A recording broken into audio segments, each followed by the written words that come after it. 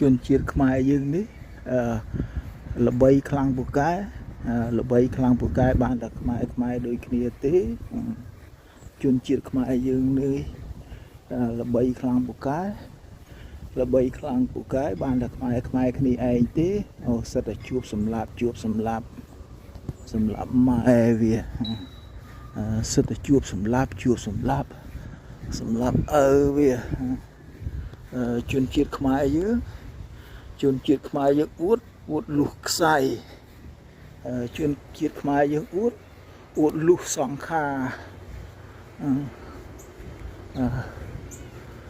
ជនជាតិខ្មែរយើងនេះល្បីខ្លាំងពូកែបានតែខ្មែរដូចគ្នាទេ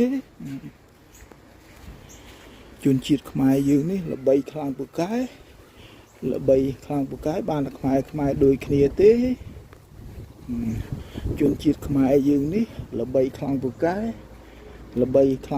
បានតែខ្មែរគ្នាឯងទេ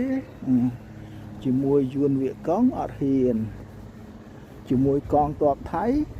បត់ឈប់បាញ់ជាមួយកងទ័ពសៀម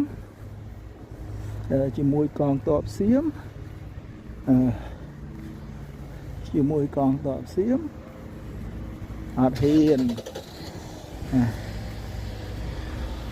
ជនជាតិខ្មែរយើងល្បីខ្លាំងពូកែបានតែខ្មែរគ្នាឯងទេ